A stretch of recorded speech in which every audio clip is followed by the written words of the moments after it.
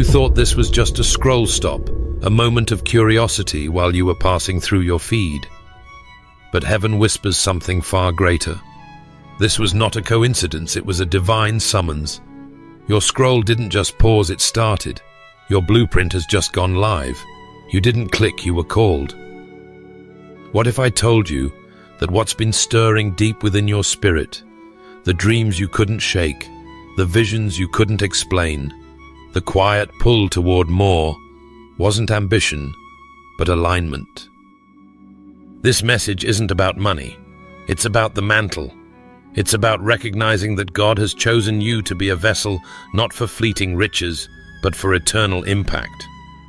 You see, the world measures success by what's in your bank account. But heaven measures it by what's in your hands, and more importantly, by what you're willing to release. This isn't a call to chase wealth. This is a call to carry responsibility. I'm speaking to the one who has always felt different in the boardroom, the one who runs businesses but senses a higher calling behind the scenes, the one who has tasted success but still feels a spiritual hunger no dollar sign can satisfy. You're not just a dreamer with strategy, you're a restorer with authority. This is financial reformation. This is generational healing. This is the moment when your story aligns with God's purpose. Ecclesiastes 3 verse 1 declares that to everything there is a season, a time for every purpose under heaven. I came to tell you this is your time, and not just to receive but to release. You've been marked by heaven not to store up, but to build up, to heal what past generations broke, to release what former voices silenced. You're not just receiving a mantle, you are becoming a mantle bearer for others. Can you feel it? That quiet confirmation in your spirit? That sense that this message is not introducing something new, but finally giving language to what you've known deep down for years? That's not hype. That's heaven. The Lord isn't looking for consumers of blessing. He's looking for containers of His glory. When He sets His eyes on a person, He looks beyond appearance and into assignment, just like He did with Esther. She wasn't just beautiful. She was positioned for such a time as this. God is raising up a generation of marketplace reformers, kingdom financiers, holy entrepreneurs, those who will tear down old altars of greed and build new altars of generosity, those who will walk into boardrooms carrying the fragrance of prayer, those who will pour out provision for widows, for ministries, for missions. As Isaiah 61 verse 4 prophesied, they will rebuild the ancient ruins and restore the places long devastated. You are not here by accident. You are here because something sacred has been unlocked. And I say to you, this is not a reward, it is a release. So if you're ready, if your heart is burning, if your hands are open, let's go forward. You're not a consumer of wealth. You're a container of God's glory. You've been circling this mountain your whole life, and this moment is when the fog starts to lift. The coordinates of your calling weren't written last night. They were encoded in you before time ever ticked. What felt like an ache in your chest, what felt like holy discontent in the back row of life, was never rebellion. It was a quiet revelation. It was the author of your destiny whispering, "You were made for more." I know someone watching this felt it when you were just a child.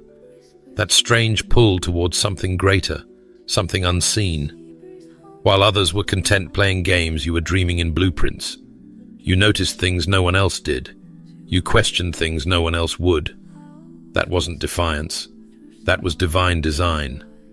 Heaven was already pulling the strings of your identity while you were still learning to walk through chaos. And let me tell you boldly today, those weren't just moments of wonder. They were holy hints. The spiritual DNA in you was already humming. Before you had words to name it, God had already written it. Before you could defend yourself from dysfunction, you were being trained by it. That pain you witnessed, that lack you experienced, that disorder in your family line, it wasn't meant to define you, but it did refine you. You studied dysfunction so you could later dismantle it. What looked like trauma school was actually architecture class, because God wasn't just calling you to escape what broke you. He was preparing you to rebuild what no one before you dared to confront. There is infrastructure in your bones. You've carried it without fully understanding it. You didn't fit in because you weren't made to blend, you were made to build. And every time you felt the sting of scarcity, it wasn't punishment. It was preparation. Because heaven doesn't teach wealth through comfort, it teaches it through strategy. That's why the craving for more wasn't greed. It was the groaning of a mantle maturing in your soul. Let me say this to you clearly and with authority. You were born on assignment, not by accident. Long before your earthly parents ever held you, your heavenly Father formed you, not with random features but with purpose carved into your very being. Remember what's written in Ephesians 2 verse 10. You are his workmanship created in Christ Jesus to do good works which God prepared in advance for you to do. That means the mission came before your mistakes. That means the mantle was chosen before your mess ever appeared. And when God told Jeremiah, "Before I formed you in the womb, I knew you," he wasn't speaking to just a prophet. He was laying out a principle. Before birth, there was blueprint. Before fear, there was favor. Before trauma, there was a throne room conversation about your assignment. That truth is still alive for you today. Even when you didn't know his name, he knew yours. Even when you doubted your worth, he never doubted your calling. Some of you watching have been told you're too much, too intense, too sensitive. But what others call too much, God calls just right for the burden you're meant to carry. You weren't made to accept average, you were made to rewrite the map. That resistance in your spirit when you saw injustice, that fire in your belly when you heard someone settle for less, that's not arrogance, it's divine agitation. That's the voice of God thundering beneath your ribs saying, don't make peace with mediocrity. You were born to break it. Romans 8 verse 29 to 30 reminds us that those he foreknew, he predestined, and those he predestined, he also called. That call is not something you qualify for, it's something you were built for. So if you've been feeling the weight of being different, it's time to stop seeing it as a burden and start recognizing it as the blueprint. You were never called to fit the mold. You were called to break it and design something no one else has ever seen before. And friend, you're not just breaking generational curses, you're blueprinting kingdom patterns. Heaven didn't assign you to fight the past alone. It called you to forge a future. So don't dismiss your discomfort. Don't overlook your longing. That hunger was heaven's way of calling you home to the mission. You didn't imagine the more. You inherited it. And now you're awakening to your architecture. It's a strange thing, isn't it? How sometimes our deepest moments of loss are also our clearest moments of revelation. Just when we thought we were forgotten, overlooked or punished, God was doing something sacred behind the curtain. If you've ever stood in the silence of lack, confused by the absence of what you prayed for, let me tell you this truth. With holy confidence, God was not withholding to hurt you. He was withholding to prepare you. Heaven was training you to lead with lack before you could ever be trusted with abundance. And I know that's not a message that preaches well when you're staring at unpaid bills, unanswered prayers, or closed doors. But God wasn't ignoring you. He was instructing you.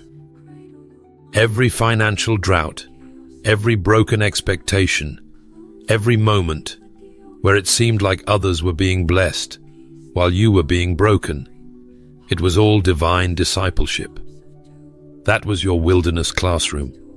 That was your boot camp for stewardship. Proverbs 13 verse 11 says, "Wealth gained hastily will dwindle, but whoever gathers little by little will increase it."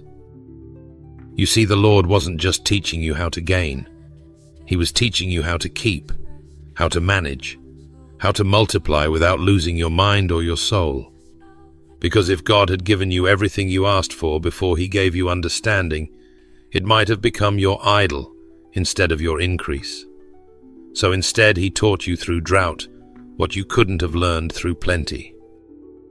Let's be honest, family. Many of us had to unlearn the world's economy to embrace the kingdom's. We thought we were failing when the bank account was empty, but God was rewiring our mindset so that we would stop serving money and start stewarding it. 1 Timothy 6 verse 10 reminds us, "For the love of money is a root of all kinds of evil, not money itself, but the love of it." And that's what God was detoxing from us in those lean seasons. He was stripping away false securities, pulling down idols we didn't know we had, and building something stronger in their place. Many of you learned to tithe when you were in tears. You gave while grieving. You sowed when it didn't make sense, and heaven saw it. Don't think for a moment that your obedience in the valley went unnoticed. God was not just counting your coins, he was measuring your trust. That was holy training, because when you give in lack, you declare who your source really is. And now you're no longer afraid of empty pockets because you've discovered the wealth of eternal principles. You understand that true riches are not defined by numbers, but by obedience. James 1 verse 4 tells us, "Let perseverance finish its work, so that you may be mature and complete, not lacking anything." That's what your struggle was doing. It was finishing the work in you, maturing your perspective, teaching you to persevere, not just to perform. You weren't being punished, you were being positioned. You weren't being rejected, you were being refined. I know there were nights you felt like you failed. I know the weight of wondering how long it would take before breakthrough came. But friend, I need you to hear me in your spirit. What looked like subtraction was actually preparation for multiplication. Scarcity taught you intentional generosity. When you had to decide whether to give the little you had or hold back in fear, you were being trained for kingdom leadership, and now you give not out of pressure but out of purpose. Can I ask you something gently but boldly? Have you realized that you are no longer mastered by money? You now master it. That is stewardship. That is victory. That is transformation. God has shaped you to steward resources without being seduced by them. And that's why you can be trusted with more.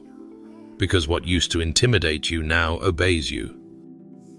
So if you're still in that tight space, if you're wondering why the flow hasn't come yet, don't panic. God is finishing the work. He hasn't forgotten your seed. He hasn't lost sight of your faithfulness. In fact, this may be the moment that unlocks something greater than provision perspective.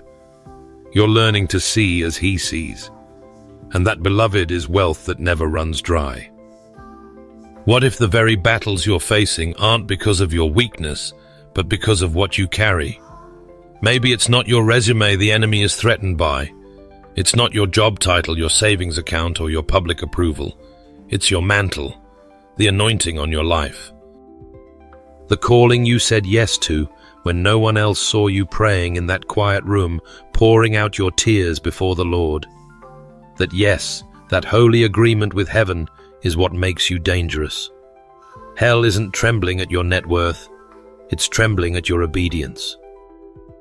Let that truth sink in, because when I finally understood it, everything changed.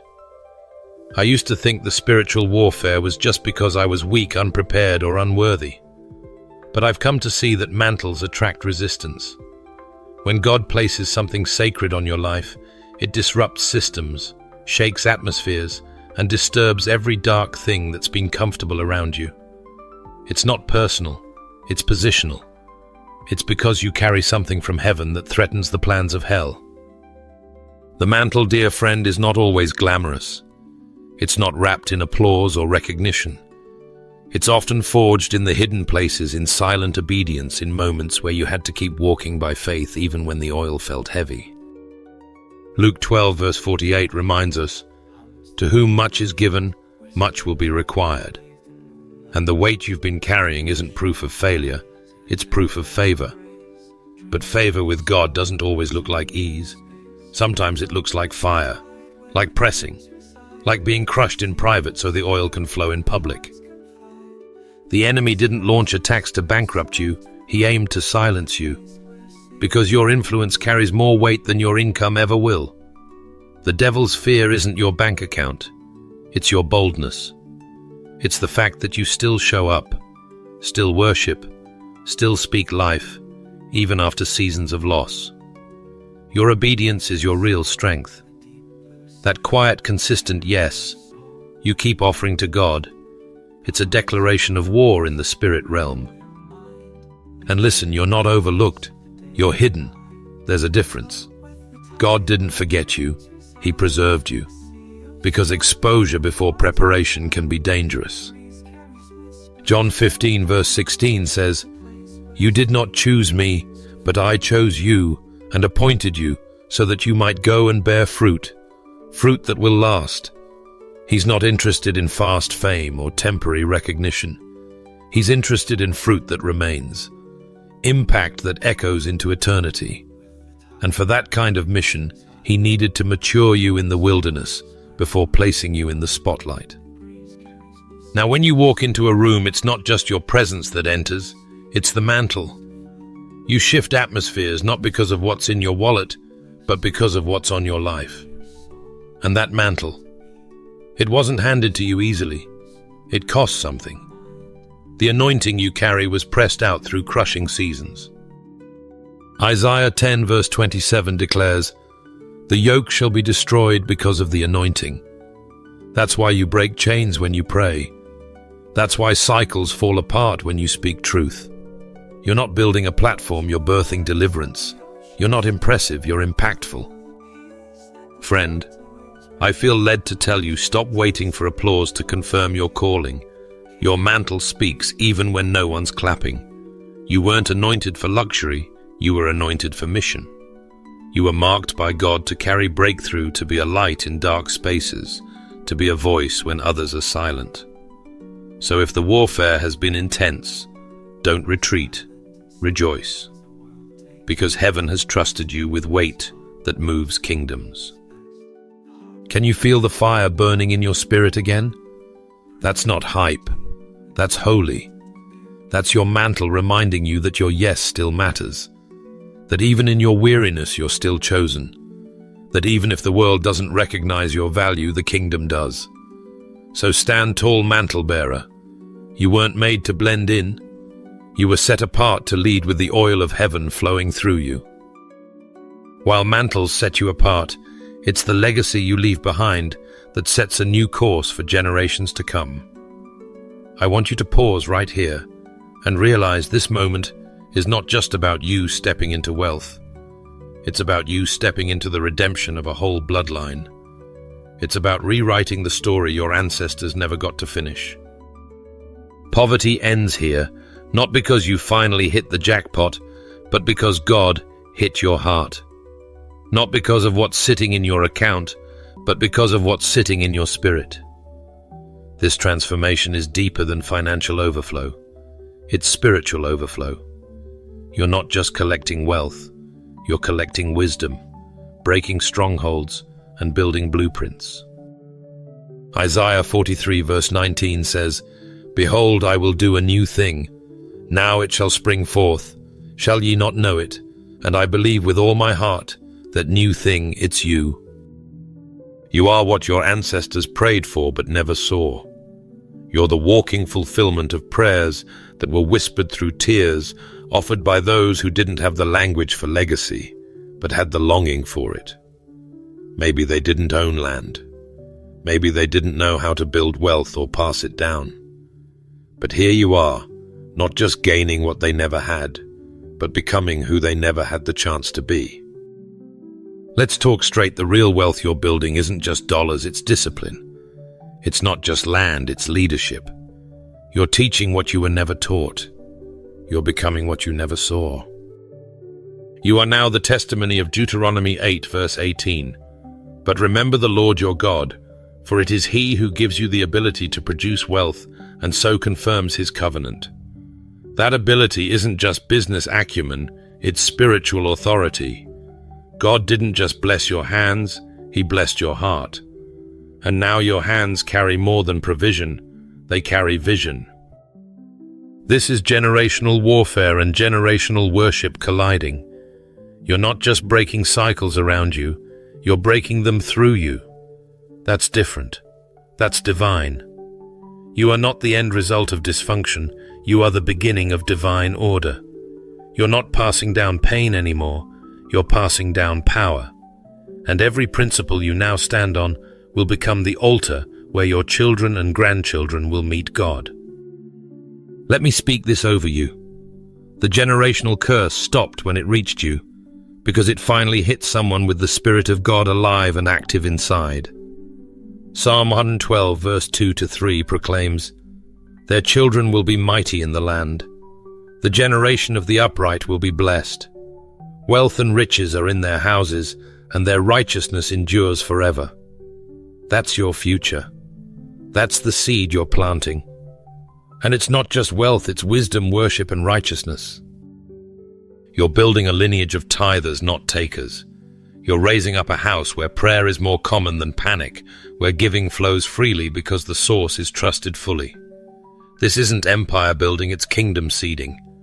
What's in your hands is holy because it was birthed in brokenness.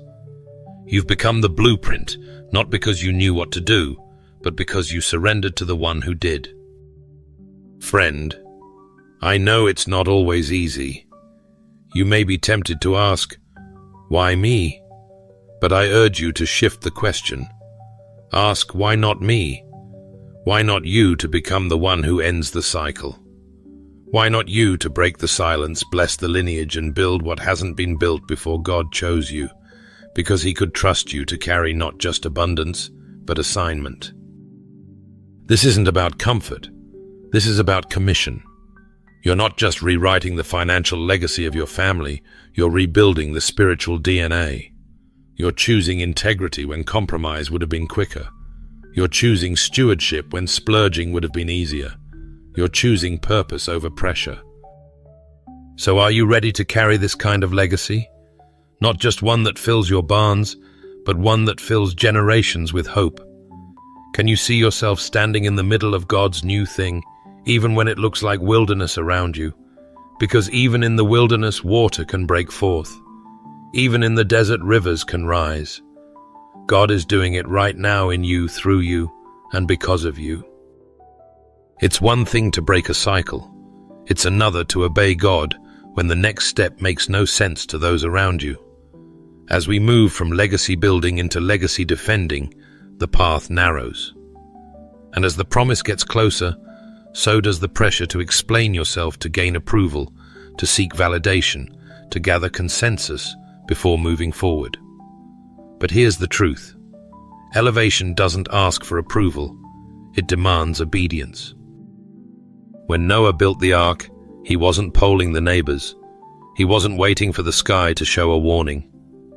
Genesis 6 verse 22 tells us plainly, Noah did everything just as God commanded him. No arguments, no negotiations, just silent, precise obedience. And the result? While others mocked or misunderstood, Noah's obedience preserved a future. In this season, I feel a deep word rising. Not everything God tells you will be explainable, and not everyone around you is meant to understand. You were called, not consulted. Heaven didn't send out a survey before appointing you. God gave the instruction directly to your spirit, and while others might not hear it, that doesn't make it any less real. Sometimes obedience will look foolish. Peter stepping out of the boat in Matthew 14 verse 29 looked absurd until he walked on water. You see, obedience often looks ridiculous before it becomes radical. It's only in hindsight that others say, "Oh, now I see what God was doing." But faith doesn't operate in hindsight. It walks by trust, not by sight. Let me speak this plainly. Stop shrinking to fit the fears of the unassigned. If God told you to start the ministry, start it. If he called you to give, when it feels uncomfortable, give. If he said, move, move. Don't wait until others applaud your decision to obey. They may not even have the spiritual lens to see the weight of what God told you. Proverbs 3 verse 5 to 6 reminds us, "Trust in the Lord with all your heart, and lean not on your own understanding. In all your ways submit to him, and he will make your paths straight." That's not a suggestion. That's a divine roadmap. Some of you have been delaying because you're waiting for everyone to agree with your assignment. But the delay is tied to your dependence on confirmation, not conviction.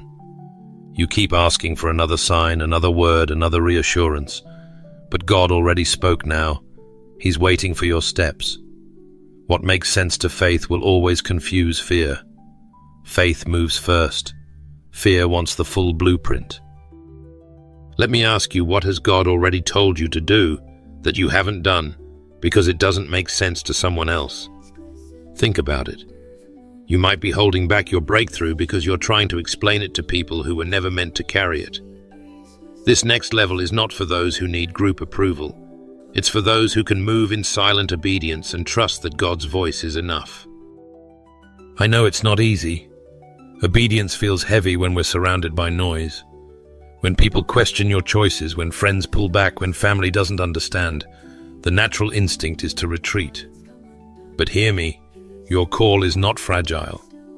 God's instruction does not bend to public opinion. Heaven isn't nervous about who walks away. Your assignment will not die from lack of applause. It will thrive because of your yes. And don't forget, this silent obedience will always produce loud results. You don't have to shout your plans from the rooftop. Just obey, just move, just execute. Noah didn't argue with the crowd. He built. Peter didn't debate with the disciples. He stepped. Jesus didn't campaign for agreement before the cross. He submitted to the will of the Father. Elevation is never the product of everyone's understanding. It is the result of one person's obedience. So right now I challenge you, what are you still waiting to obey? What vision are you still holding hostage to other people's opinions? What instruction has God whispered to you in the quiet, but you're too afraid to walk out loud? It's time to move. It's time to obey. You don't owe them an explanation, just elevation through execution. Let's shift gears from the call to obey to the purpose behind the provision. Because for many believers, the test isn't just in following God's voice, but in stewarding his blessing when it arrives. You see, obedience doesn't end at the yes. Sometimes it opens the door to abundance, and what you do with that abundance reveals what truly reigns in your heart. This isn't about riches, it's about reach. And there's a holy difference. I want to talk to the ones God is calling to build more than a bank account. The ones whose hands are being prepared not just to receive wealth, but to redirect it towards something greater than themselves. We don't chase treasure, we carry it. Why? Because wealth is not the mission, it's the multiplier. When it's in the right hands, wealth is a kingdom weapon. It's not our identity, but it is a powerful instrument when surrendered to God's purpose. We must remember it's the Lord who gives us the ability to produce wealth. That truth doesn't just offer us permission, it declares divine empowerment. God equips us to create wealth not as a trophy for our ego, but as a tool for eternal impact. He provides seed to those who sow, not those who stash it away. So I invite you to consider, are you sowing or are you stockpiling? Because God is searching for kingdom financiers, not spiritual consumers. The blessing isn't just meant to improve your standard of living, it's been given to expand your standard of giving. Think about the Shunammite woman in 2 Kings 4 verse 10. She didn't build that upper room for recognition, she built it for impact. Her wealth became a resting place for the prophet Elisha, and through that act, her legacy was sealed into the fabric of divine history. That's the power of purposeful wealth. When you view your resources as an extension of your calling, the miraculous begins to manifest. The goal is not comfort, it's capacity. God's not trying to make you cozy, He's trying to make you capable. Capable of lifting others, capable of funding missions, capable of creating safe places for the gospel to thrive. Some of us have been asking God for more, but the question isn't, can He bless you? It's, can you carry it without worshipping it? Prosperity isn't evil. It becomes evil when it replaces purpose.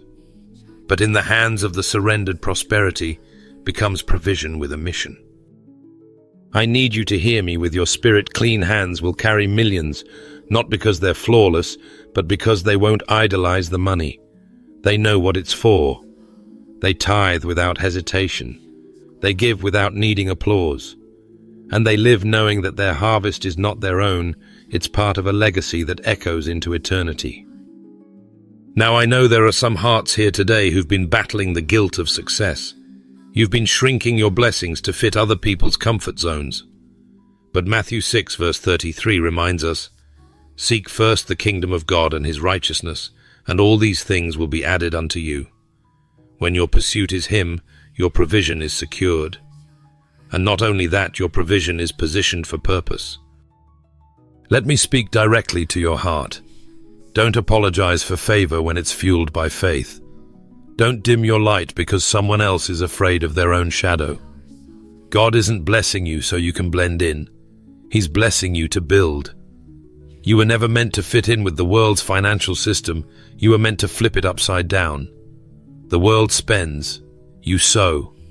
That's why your harvest will outlive your lifetime. And maybe right now you don't feel like you have much.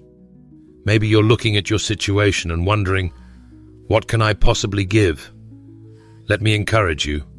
Impact isn't about amount, it's about alignment.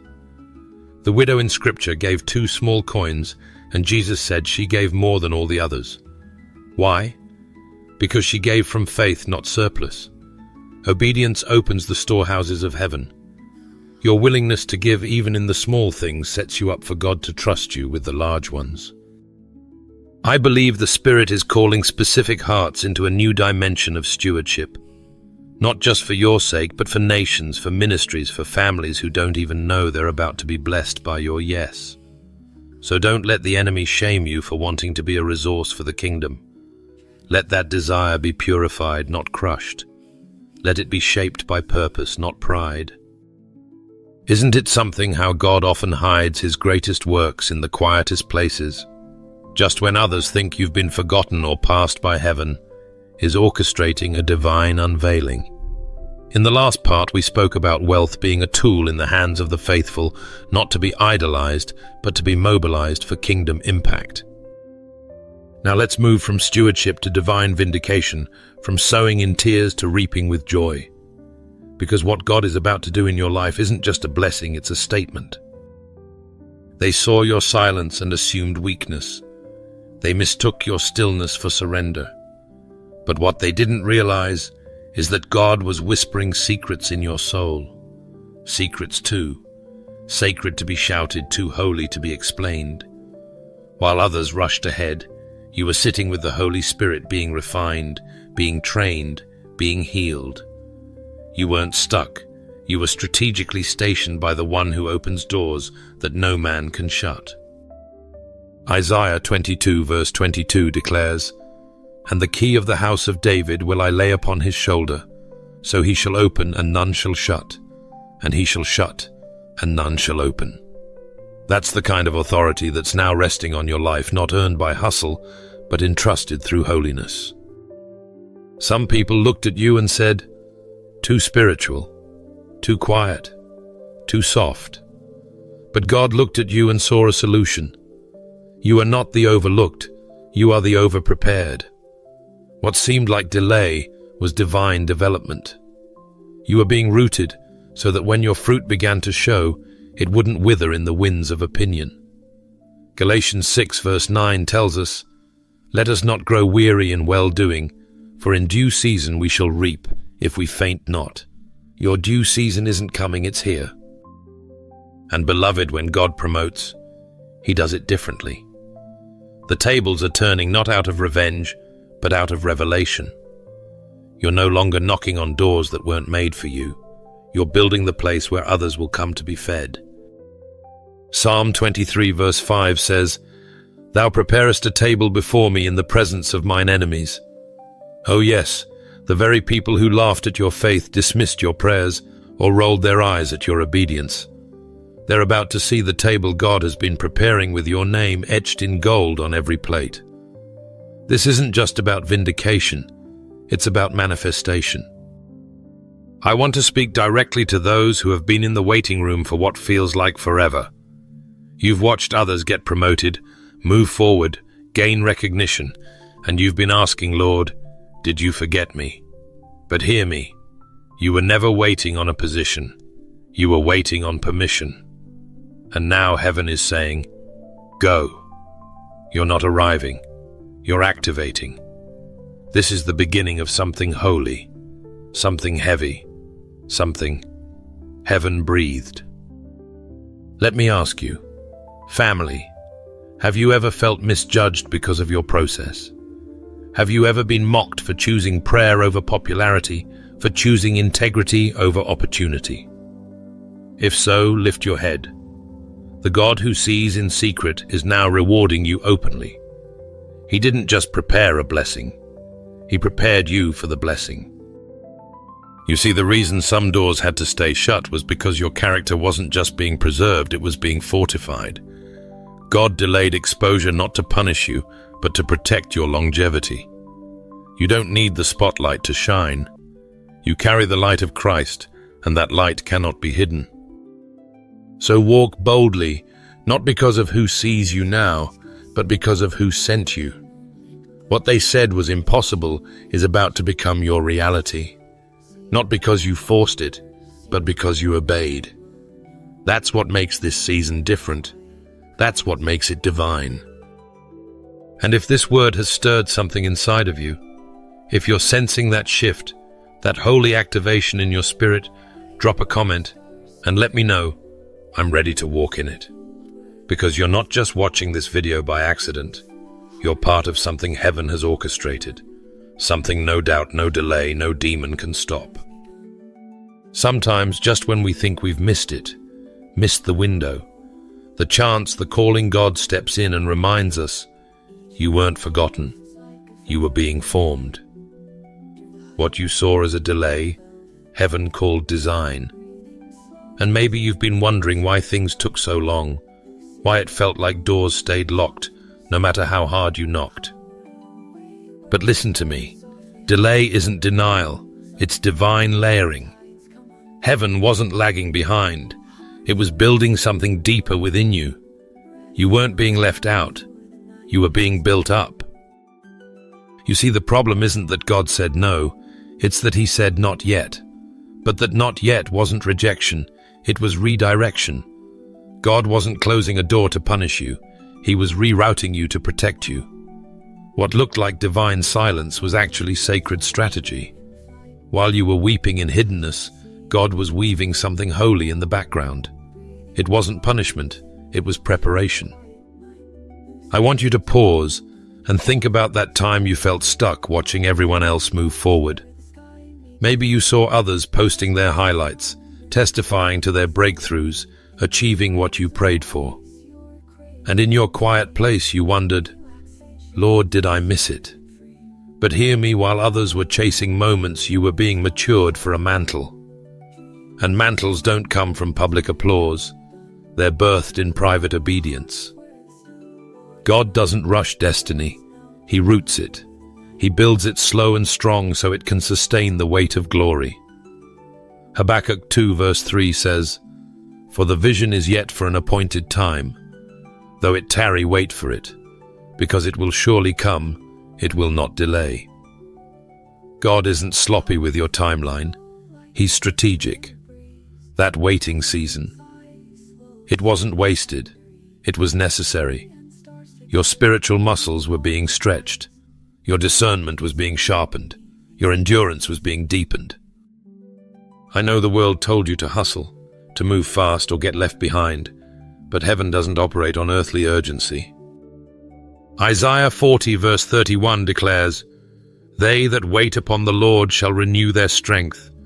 They shall mount up with wings like eagles. The world might sprint, but eagles soar. You weren't behind, you were becoming. While others raced to be seen, God was hiding you to be strengthened. You weren't stalled, you were structured. And now the version of you stepping forward has roots deep enough to hold the weight of the calling that's coming. Even Romans 8 verse 28 reminds us, all things work together for good to those who love God, to those who are called according to his purpose. That delay that almost made you quit, it's going to become your testimony. That slow season that had you questioning your worth, God will use it to release wisdom you couldn't have learned any other way. The tears, the confusion, the isolation, it's all being redeemed. Friend, your timeline didn't expire. It was being edited by eternity. The timeline you feared was actually your training ground. You were not passed over. You were being polished. So many people want the platform but don't have the pillars to hold it up. God didn't want to bless you publicly only for you to crumble privately. So he delayed exposure to protect your longevity. What kind of father would he be if he gave you everything you asked for before you were ready to carry it? Look back now with fresh eyes.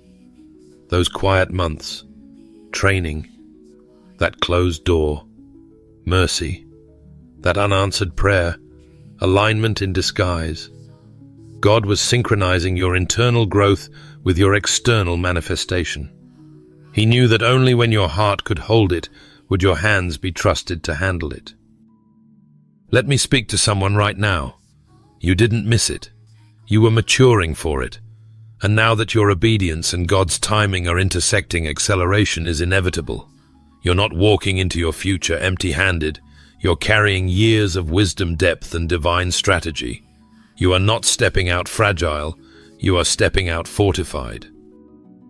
Just when you thought the storm had passed and the dust was settling, a new kind of resistance starts to rise, not against your voice, your name, or your character, but against your capacity. Friend, let me speak this clearly into your spirit. It's not just about money. It's about mandate. You thought you were just launching a business, expanding your brand, making wise financial decisions, but heaven knew all along that you were being positioned for warfare. Kingdom wealth always draws kingdom warfare. I feel led to tell someone right now, the enemy doesn't tremble when you open a new bank account, but he does panic when you open your Bible with that bank account. He knows that money in the hands of the righteous becomes a weapon. He doesn't attack because you're financially increasing. He attacks because your wealth is now aimed at demolishing strongholds, at freeing others, at funding the gospel, at feeding the hungry, and at shaking up every system that once oppressed the poor and silenced the faithful. This is why the word in Ephesians 6 verse 12 reminds us, "For we wrestle not against flesh and blood, but against principalities, powers, and rulers of darkness." Your new season of financial elevation didn't come with ease. For a reason, it came with warfare, because it came with impact. The world teaches us to hustle, grind, and obsess over wealth for selfish gain, but the Spirit teaches us to steward. Because wealthy but prayerless, that's a trap. But wealthy and prayerful, that's a threat. The enemy can't afford for you to be both spiritually sharp and financially resourced. That combination doesn't just change your life, it funds the collapse of demonic systems. It opens schools, builds churches, rescues orphans, supports missions, liberates families from debt, and breaks generational curses in tangible, measurable ways. That's why your financial battles have intensified, not because you're doing something wrong, but because you're stepping into something right. You're not just being blessed, you're being armed. And Psalm 18 verse 39 declares, "You armed me with strength for battle. You humbled my adversaries before me." This verse isn't just poetic, it's prophetic. God is equipping you not just to manage finances, but to fight with them. And that fight begins in the Spirit. Some of your greatest spiritual battles will come after the financial breakthrough, not before. That's the trap so many fall into. They think the blessing will end the warfare, but the truth is, it will shift it. Satan doesn't just want to steal your money. He wants to silence your mission. He knows if he can keep your mind tied up in fear, your heart distracted by materialism, or your spirit weighed down by battles you didn't expect, he can stop your momentum before you even gain traction. But listen to me, dear one. You were not just given a financial mantle. You were given spiritual authority to protect it. That means you can't just make financial plans without making prayer strategies. You can't move millions in the natural without first moving heaven in the spirit. Your wealth must be shielded by intercession and guided by discernment. This isn't just financial literacy, it's spiritual legacy. Consider this. When was the last time you prayed over your bank account, your business contracts, or your investment opportunities? When was the last time you laid hands on your ledger and declared, "This wealth will not be wasted, it will worship God"? Because the truth is, your finances are part of your spiritual arsenal. They are tools God has entrusted you with to free the captive, fund the kingdom, and fight the darkness. 2 Corinthians 10 verse 4 reminds us that the weapons of our warfare are not carnal, but mighty through God to the pulling down of strongholds. That includes financial weapons. That includes the influence you're gaining. That includes every door God opens through the resources He's placing in your hands. If you're feeling pressure in this season, don't assume you've missed God's will. Consider that you're stepping directly into it. If the warfare has increased, it's because the impact has too. And if God has allowed the enemy to challenge you, rest in this truth. He's already secured the win. So don't retreat, don't panic, and don't downplay your purpose. You don't just carry cash, you carry command. And it's not just about what you have, it's about who you serve. You're not just funded, you're fortified. What God placed on your shoulders was never meant to stay there forever. What you're carrying isn't just a blessing, it's a blueprint. You didn't just receive a word, you inherited a mantle. And beloved, this wasn't just a moment, this was a mantle handoff. If you've been stirred through this message, if your spirit has been ignited, it's because heaven didn't just want to touch you, it wanted to commission you. You were never meant to be a reservoir of anointing, you were always meant to be a river. The fire you carry is supposed to light up future generations. The favor on your life isn't for applause, it's for assignment. It's for movement, for multiplication, and for the manifesting of God's will in ways this world can't predict. James 1 verse 22 reminds us, "Be doers of the word, and not hearers only." That means everything we've talked about in this journey wasn't meant to inspire feelings, it was meant to ignite action. God didn't give you vision just for meditation. He gave it so you'd walk it out boldly. You're not just chosen to steward wealth or wisdom, you're charged to shape legacy. The mantle isn't a trophy, it's a tool. I want to speak directly to your heart right now. You're not too late, you're not too small, you're not too flawed. Romans 8 verse 18 says, "For I consider that the sufferings of this present time are not worth comparing with the glory that is to be revealed in us." That glory, it doesn't end with you. It ripples. Your obedience today will become the platform for someone else's breakthrough tomorrow. Your yes will outlive your lifetime. So don't just look around, look ahead. Don't just carry it, consecrate it. Isaiah 60 verse 1 declares, "Arise, shine, for your light has come, and the glory of the Lord rises upon you." That's your call now. Rise with clarity, shine with conviction, and build without apology. Before we close this message, I want to personally invite you right where you are, no matter what season you're in, to pause everything, quiet your spirit, and join me in a sacred moment of prayer. Not a routine one, not a gentle whisper, but a fervent cry from a mantle-bearing heart, ready to walk boldly into God's timing. Let's pray together. Heavenly Father, I come before you with a heart that is open, yielded, and expectant. You are the author of purpose, the finisher of faith, and the one who calls destiny out of the depths of our being. And today I stand in that holy place between what has been and what shall be not, with fear, but with fierce confidence that you are releasing something weighty, something sacred, something divine over my life. Lord, I thank you for the mantle you've prepared. I don't take it lightly. I don't receive it passively.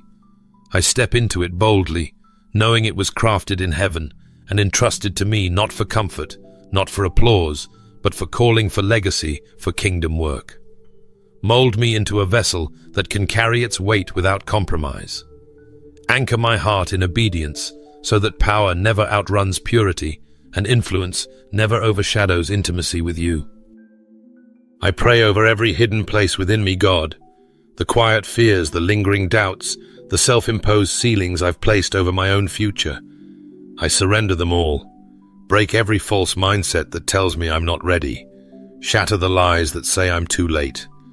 Remind my spirit that you do not anoint based on human timelines, but by divine appointment. If you say my time is now, then I will walk like it, speak like it, and live like it. Father, refine my focus. Let me not be distracted by shallow success or worldly definitions of wealth. Raise me up with a heart that seeks eternal impact. Give me the kind of vision that builds movements, not just moments. Teach me how to lead without losing my wonder. Teach me how to steward influence without losing sight of the altar. I don't just want the platform, I want your presence resting on every word I speak and every step I take. And Lord, I lift up everyone praying with me right now, those who have been waiting, watching, and wondering if you've forgotten them. Touch their hearts with fresh fire. Remind them that obscurity was not punishment, it was preparation. Remind them that their quiet obedience has never gone unnoticed, that every tear, every sacrifice, every step of faith, they've all been seen. And now you are calling them forward. I declare courage over your people, courage to move differently, courage to break generational patterns, courage to believe in the anointing they carry even when others can't see it. May we be a generation that doesn't just consume blessing, but becomes the blessing. May we not hoard what you've given, but multiply it for those who come after us. Let mantles fall with purpose, Father. Let divine strategies rise in our minds. Let holy confidence clothe our shoulders. You didn't create us to merely survive this world, but to transform it for your glory, not ours. So we say yes. Yes to the wait. Yes to the cost. Yes to the call. Because what you've placed on us is far greater than what's behind us. And as we rise from this prayer, let it not be a closing moment, but a commissioning. Seal every word, God.